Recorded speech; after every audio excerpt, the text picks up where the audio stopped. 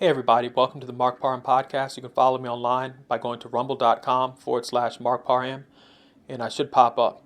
So I'm looking at all of this stuff online about, the players with the WNBA and how much they're getting paid and all this other stuff. And, one thing I've noticed about this whole argument is that people, especially women, keep on saying, oh, well, the players in the WNBA hardly make any money. My thing at the day is that for all these people who have all these complaints, why don't they sit up and go out and buy the jerseys? Why don't women? Let me back up. Why don't the women who complain about how much the women are getting paid? Why don't they go out there and buy merchandise and jerseys and actually buy tickets to games? Like I've noticed that people will complain about the WNBA women. I'm saying, let me back up women again.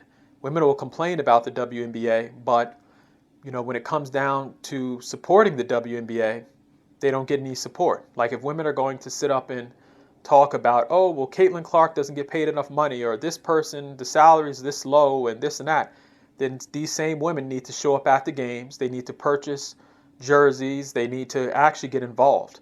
And I think Bill Burr has said the same thing. Like the women will do all this talk about, wanting the salaries to increase and want better facilities and all this other stuff, but they don't want to go out and spend any money on the WNBA. And so, I think it's just a lot of people don't understand business. You can't, a business can't sit up and buy new equipment and do nice things without money coming in.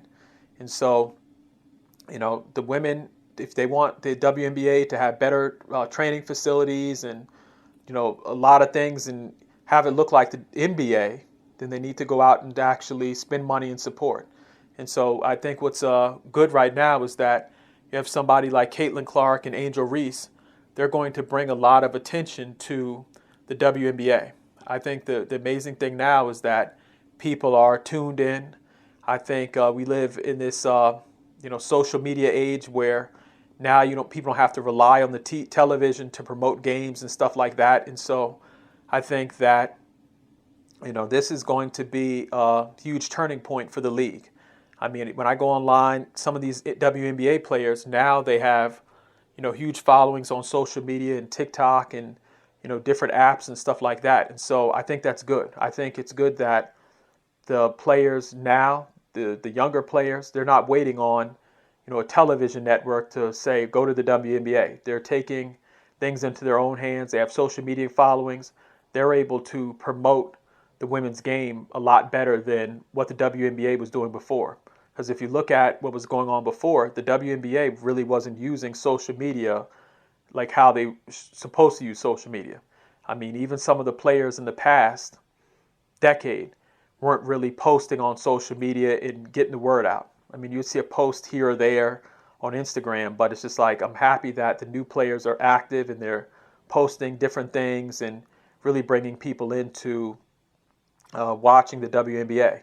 So I think, like I said, what is it, Caitlin Clark? I mean, people are already trying to buy tickets and jerseys and merchandise. Angel Reese, the same thing. I think I was looking on TikTok and somebody said something, or I think she said something where, people have been buying merchandise and stuff like crazy and people are interested in, her career. So I think this is a very important draft class as far as female players, and I think this might be a turning point for the WNBA. And maybe women will start supporting the game like they should, because you can't complain about the pay and all this unfair treatment when you don't go out and you haven't even supported the WNBA in the last year or so. So maybe this is a turning point. I hope it is.